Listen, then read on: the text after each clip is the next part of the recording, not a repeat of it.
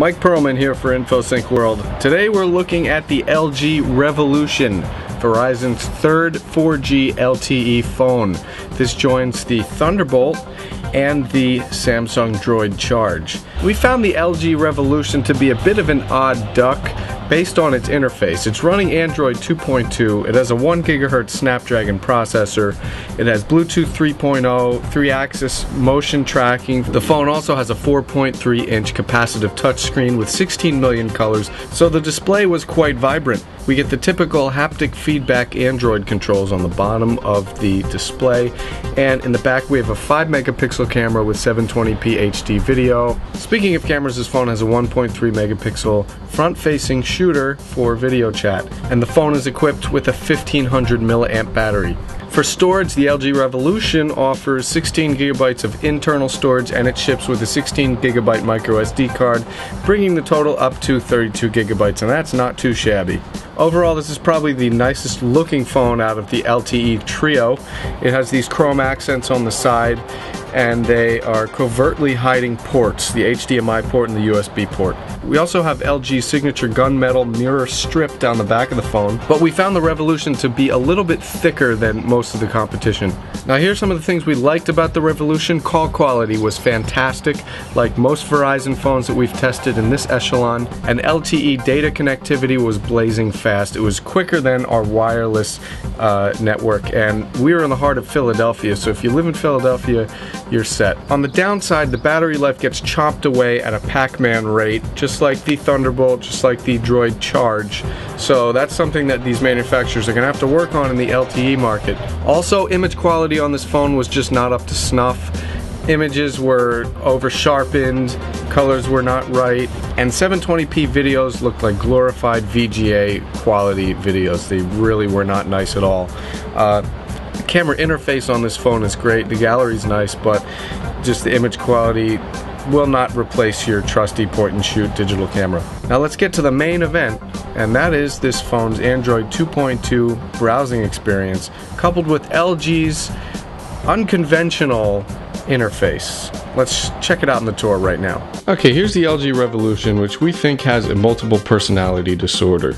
And that comes with having an interface that is kind of an amalgamation of 3 different interfaces. Let's start with the swipe up here. That's kind of Samsung-like. And when we look at this, it's kind of very similar to TouchWIZ, which we see on all the Samsung Galaxy S phones, but it is not TouchWIZ. And also look at this weather widget with the clock and the animation. It's very HTC Sense-like. I mean, it's almost a direct copy. Then let's go over here, and we have a bunch of different shortcuts here to videos and pictures, multimedia, and just look at the color schemes. There's more HTC Sense inspired color themes there. That's very interesting.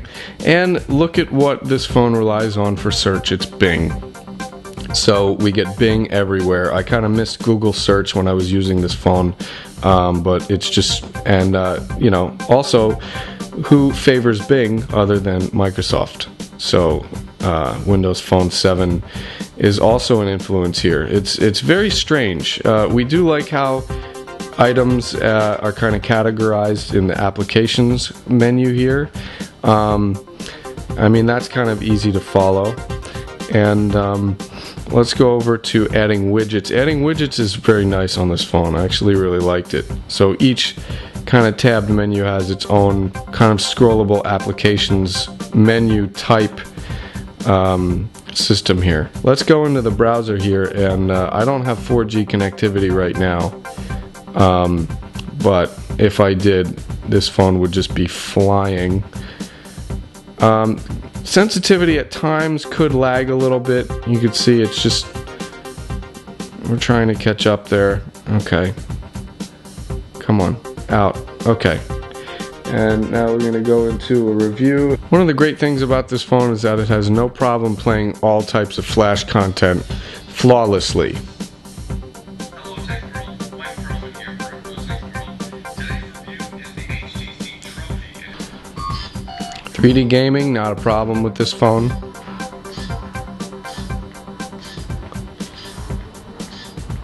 Let's take a look at the applications here. We're given Polaris Office for handling Microsoft Office files on the phone.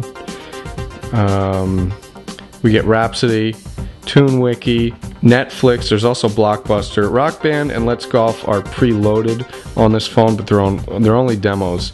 There's Amazon Kindle, of course Bing, and we have all the VCast applications here, if you're into the VCast thing. So here it is, our InfoSync diagnosis with the LG Revolution.